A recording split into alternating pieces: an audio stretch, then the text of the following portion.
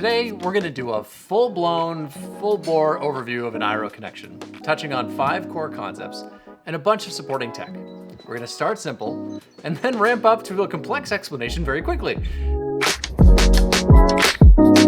It might feel strange to start with this kind of hard mode explanation, but I personally think it's nicer to start in the deep end for a few reasons.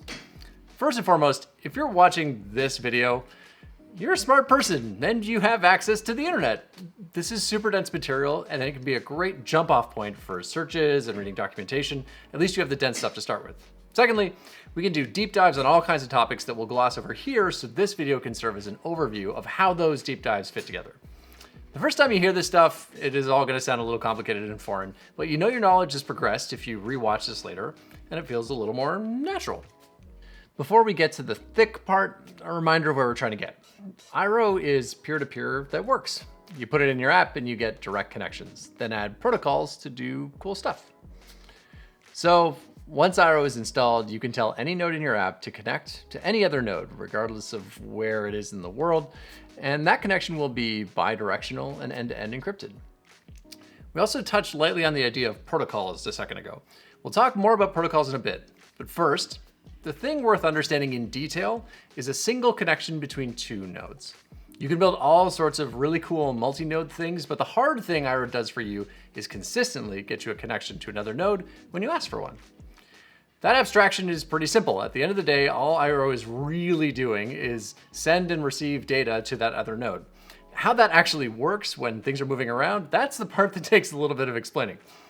So, as a super dense first cut, here's a dark matter density paragraph that describes iroh. iroh is a library for establishing the most direct, quick connection possible between 2 devices. Every endpoint uses the public half of a cryptographic key pair to identify itself. Assuming at least one configured relay server is reachable, an endpoint keeps exactly one TCP connection to a home relay that other nodes use for connection establishment and as a fallback transport. iroh uses a suite of discovery services to resolve home relays and endpoint identifiers. Connections between endpoints use quick ALPNs to distinguish between protocols, while routers automate the endpoint accept loop for protocol multiplexing. It's hard to even say out loud. I know. It'll take us a long time to unpack that paragraph, but that paragraph covers 99% of what iroh does. So, to break that down, the first thing we're going to do is highlight all the existing open standards that iroh is built on, or at least the ones we touched on in that paragraph. We have QUIC, TLS, which is inside of QUIC. We have key pairs, in this case Edwards curve keys, and then connections like WebSockets. We're not going to go into detail on those, but I want to call out the intentional choice to use mature and open standards whenever possible. All of the technologies on this list are in the browser you're using to watch this video. We're also pretty emphatic about choosing exactly one standard for each role in the stack wherever possible to cut down on both bloat and configuration. We'll go into each of these standards and how they're used in later videos, but for now, we're just going to completely ignore all of this and forge ahead. Our dark matter paragraph touches on 5 core concepts within iroh that are worth spending some time on. And those 5 things are endpoints, relays, discovery, protocols, and routers. These we are going to go into some detail on now. The journey of a connection starts with an endpoint. An endpoint is the end point of a connection. It's one of the tin cans that the wire is connected to. Because this is peer-to-peer, endpoints can both initiate and accept connections. The endpoint handles both sides. We're going to build up a pseudocode description talking through each of these high-level points. If you want to run this code for real, there's a link to a docs page version of this video in the description that actually compiles. But with that, let's get started. 4 lines, and one of them is a print statement. That's it. That first line constructs an endpoint. 99% of apps will have a single endpoint in the entire app. So you build the endpoint once and then refer to it a bunch. Then we call bind to ask the operating system for a networking port. This calling to bind will kick off work in the background that we'll flesh out in more detail in a second. On the 3rd line, we print the endpoint's node identifier. Every endpoint has an identifier used to uniquely name the endpoint. Here's what one looks like. Yeah, it looks like a bunch of random GAC. It is not random though. What you're looking at is the base 32 serialization of the public half of a cryptographic key pair. The serializations can be different, but at the end, these are always ED25519 keys, to be exact. And if ED25519 sounds like a made-up Star Wars droid to you, feel free to ignore it. But using key pairs as identifiers has two really big advantages. First, we can safely generate a new key pair locally on the device without talking to anyone else and know that it will be unique to all other nodes. This is because the set of possible keys is really, really big, so that we can pick one at random and be incredibly confident that no one else will pick the same one. Second, identifiers in iroh double as having a way to send that node encrypted messages. We can use the public half of the key pair to encrypt things for that node, and only the possessor of the private half can read that message. So this one identifier looks a little bit ridiculous, but it's doing double duty as both an ID and a source for secure communication. And in networking, keeping the bytes lower is better. Neat. These node identifiers are what we pass around to other nodes so that they can dial us. Now, one problem with node IDs in tutorials, they're super hard to distinguish. So we're going to be using things like Susie node ID and Bob node ID instead of the nonsense letter GAC. You'll just have to kind of sub that in your head when you start working with the code for real. Now, anyways, getting back to our diagram, on the fourth line, we use the endpoint to initiate a connection, dialing another node with their node identifier. The result is a connection we can send and read data from. Those 4 lines are the beating heart of adding iroh to an app. Everything else builds up from here. Okay, let's talk about work that happens in the background when you call bind. The first thing an endpoint will do after binding is probe the network to get a sense of what is and isn't possible based on the current networking conditions. One of the most important parts of that network status report is figuring out a home relay. Relays are servers that help establish connections between devices. They're the backbone of an iroh network. When your endpoint starts, it sends pings to all of the configured relays and measures how long the pongs take to come back. This is also known as a measure of round-trip latency. Relay servers are spread around the world, and the one with the lowest latency is usually the relay server that you are physically closest to. But we don't worry so much about physical proximity. All we really care about is which one answers the fastest. Your endpoint will pick the relay with the lowest latency, the one that answered first, and use that as a home relay. With the home relay picked, our endpoint opens a single WebSocket connection and works with the relay to figure out details like our endpoint's public IP address, among other things. At this point, our endpoint is ready to dial and be dialed. Now, keep in mind, this entire process happens in 0 to 3 seconds at the beginning of calling bind. Aside from being a public-facing home base on the internet, relays have a second crucial role, which is to relay. Meaning that when one node doesn't have a direct connection to another node, it'll use the relay to send data to that node. This means that even if we can't establish a direct connection, data will still flow between the two devices. This is the part that lets us say it's peer-to-peer that works, because sometimes peer-to-peer isn't possible, so we have a seamless fallback baked in. And keep in mind, the connections are end-to-end encrypted, and that includes the relays, because they can't read traffic. They can only pass along encrypted packets intended for the other side of the connection. Relays do, however, know the list of node identifiers that are connected to it, and which nodes are connected to whom. Just again, not what they are saying. And here we're also going to encounter our first surprise. The initial bytes of our connection will almost always flow over the relay, while the direct connection is established in parallel. Then once the direct connection actually works, we switch to it all in the background. The reason for this is pretty simple. Keep initial connection times fast. This also leverages a critical feature baked into iroh. As networking conditions change, iroh adapts automatically.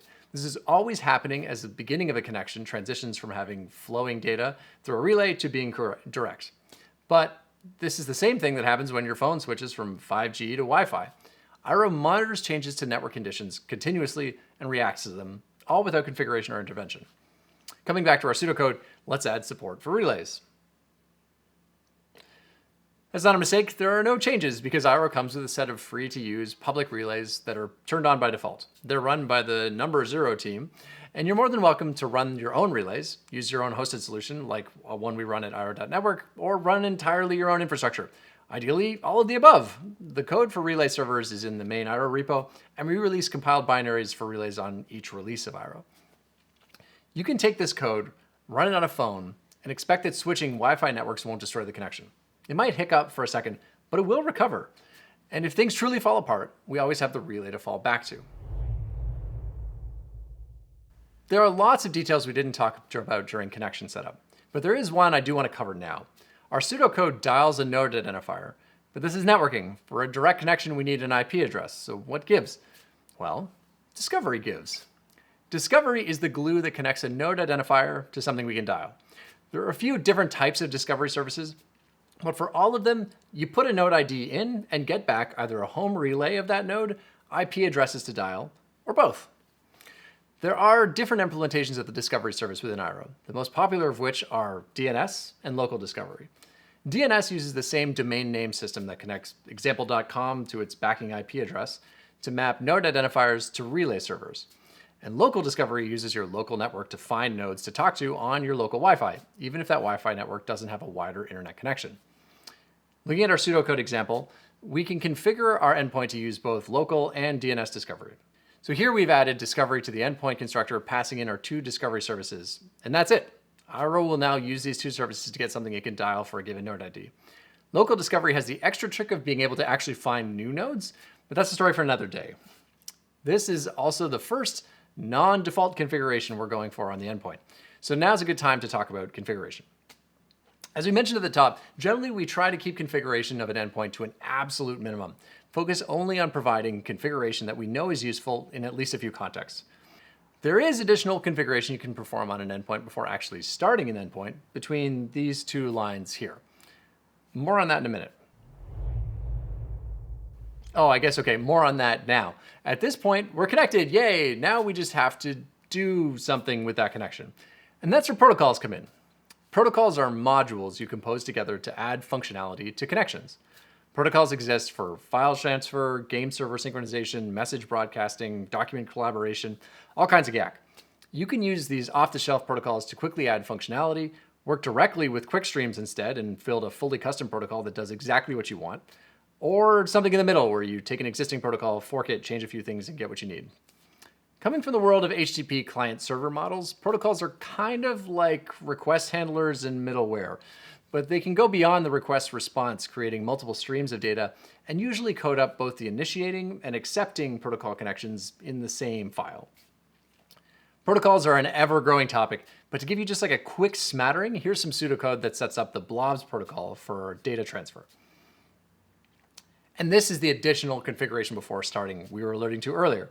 This code sets up everything we need to both provide data we have locally when others request it, and ask other nodes that run the blobs protocol for data. So let's walk through this together. Starting at the top, we first construct the endpoint. Then we construct an instance of the blobs protocol, then configure our endpoint's accept loop to wire incoming requests for blobs to the blobs handler. With our endpoint configured, we bind it to a socket and run it in the background. Then use the blobs protocol to initiate a request for a blob called #of_cat_photo from Susie node ID. This is the first time we're seeing the accept loop in our pseudocode. The accept loop is the server part of an endpoint, where we handle incoming requests. For every new connection, we'll get a call to the accept loop. In earlier examples, we hadn't provided a function to the accept loop, which meant it would not accept any incoming requests. A big shift you might notice here is looking at client and server code right next to each other, often in the same file. It can feel strange coming from the usual client-server paradigm where you're writing front ends and back ends, but this is your there is no spoon moment. Client and server are arbitrary roles. Under the hood, it's all networking. Instead of thinking about clients and servers, just kind of smush them together in your head and think about nodes instead. Thinking about every node in the network as having the same or similar roles is the source of all of the good parts of peer-to-peer, including putting literal server-side capabilities directly into your users' hands. Most apps will use more than one protocol. A router lets you stack protocols on top of iroh's peer-to-peer connections. Routers handle the accept side of an iroh endpoint.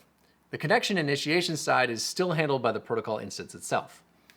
So to give an example of that, here we're adding an echo protocol, mainly for the purpose of seeing what multiple protocols can look like. Under the hood, this is really just adding branch handlers to route to the right protocol based on the ALPN. The amount of code here is small, but the conceptual shift is what's important. Wrapping an endpoint in a router makes the design intent here clear. We set up an endpoint, we pull in the protocols we need, we feed them to the router, and then bind our way to glory.